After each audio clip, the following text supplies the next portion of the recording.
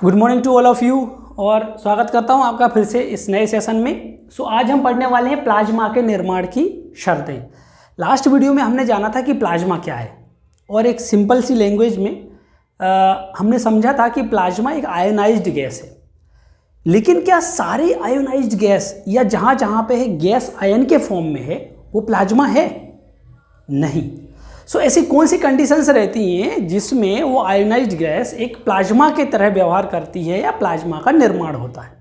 तो आइए जानते हैं कि प्लाज्मा के निर्माण के लिए कौन कौन सी शर्तें यानी कि conditions for the formation of plasma.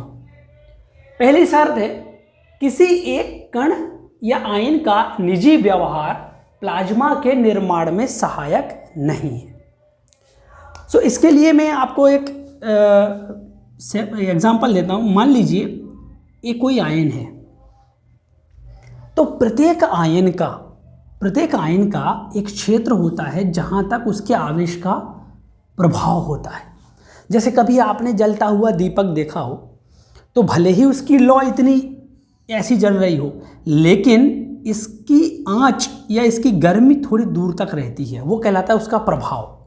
अगर आपको ऐसा लगे कि रहती है कि नहीं, तो जलते हुए दीपक के पास अपनी उंगली ले जाके देखना, थोड़ी दूर आपको पता चल जाएगा। हर एक आयन का एक निश्चित क्षेत्र होता है जहाँ तक कि उसके आवेश का प्रभाव होता है। मान लीजिए मैं यहाँ तक मान लेता हूँ कि इस आयन का ये एक प्रभावित क्षेत्र है उसके आवेश का। जितनी दूरी तक ये कवर करता है इसको बोलते हैं डिबाई दूरी,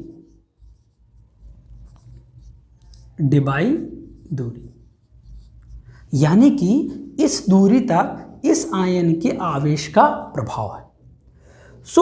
इस क्षेत्र में अगर कोई दूसरा आयन आ जाता है, मान लीजिए इतना ही क्षेत्र है, उस क्षेत्र में कोई नेगेटिव या पॉजिटिव आयन आ जाता है, कोई सा भी दूसरा आयन आ जाता है, तो फिर इस आयन का जो प्रभाव यहाँ तक जा रहा था या इस आयन का जो आवेश इतनी दूरी कवर कर रहा था, अब वो उसका स्वयं का प्रभाव नहीं रहेगा, क्योंकि इन आयनों के आवेश के कारण इनका आवेश एक दूसरे को नष्ट कर देता है और अब जो इनका प्रभाव रहेगा वो सारे आयनों का एक कोलैबोरेट फॉर्म रहेगा।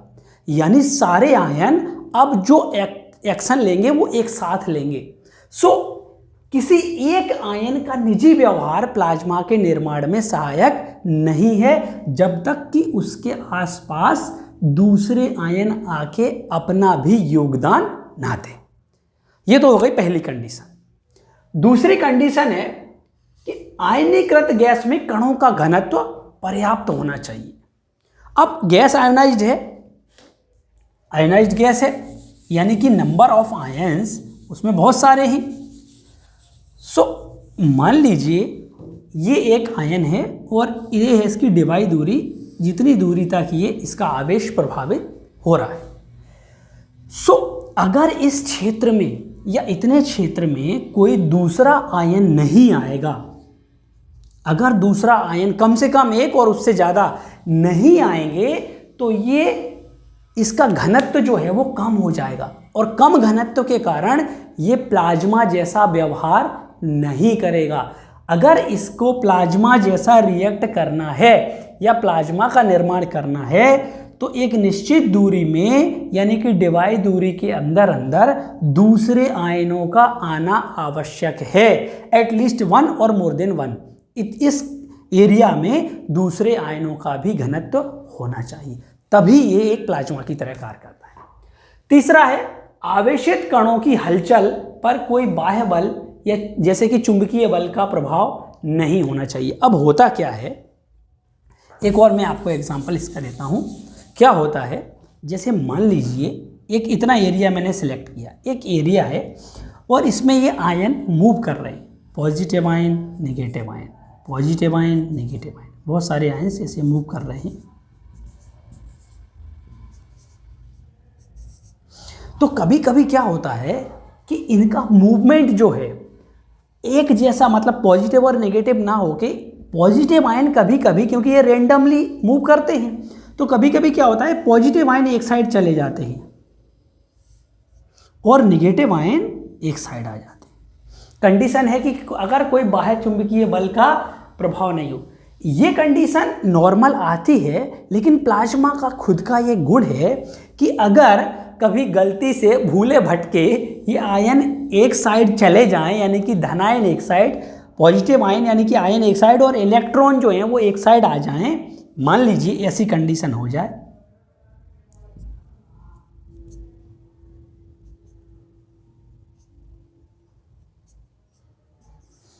ऐसी कंडीशन, इसमें पॉजिटिव एक साइड आ गया और नेगेटिव एक साइड, ऐसी कंडीशन में प्लाज्मा खुद ब खुद ऐसा मूवमेंट करती है थोड़े समय में कि ये अपने आप पॉजिटिव का मूवमेंट इधर होने लगेगा और नेगेटिव का मूवमेंट उधर होने लगेगा, और थोड़ी देर बाद अपने आप वो स्थिति बन जाएगी जिससे कि पॉजिटिव और नेगेटिव आयन का बैलेंस बन जाए।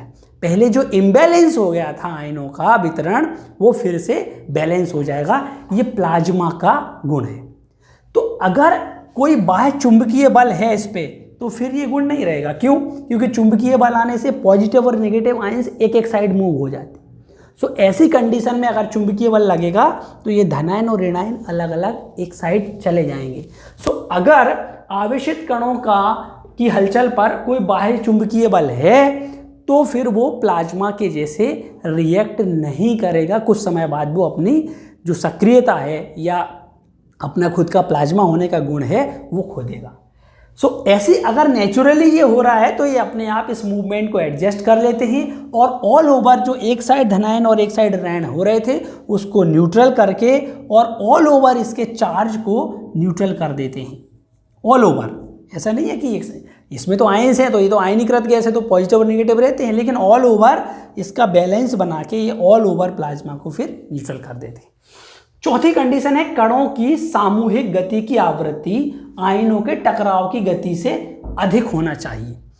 अब मैं आपको एक एग्जांपल देता हूं प्लाज्मा के लिए। प्लाज्मा यानी एक आयनों का सामूहिक प्रभाव, आयनों का सामूहिक प्रभाव, आयनों का सामूहिक प्रयास।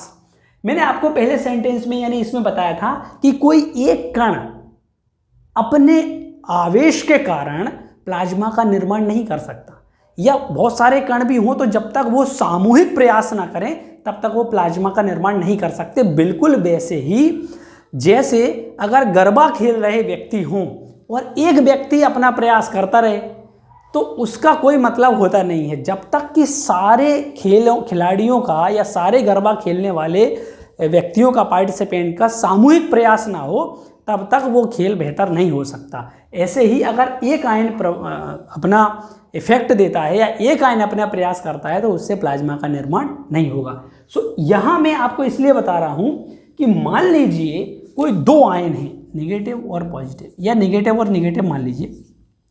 अब इन आयनों के बीच में टकराव हो रहा है।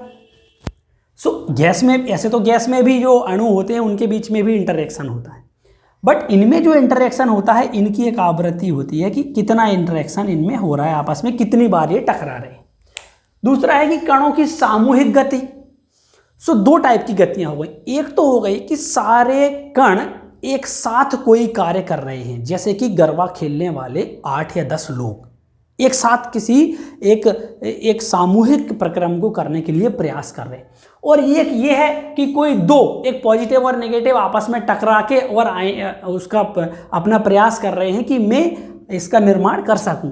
सो वैसी कंडीशन में अगर इनकी पर्सनल दो कणों की टकराव या पर्सनल आयनों का टकराव अगर ज़्यादा हुआ तो प्लाज्मा का निर्माण नहीं होगा। क्यों?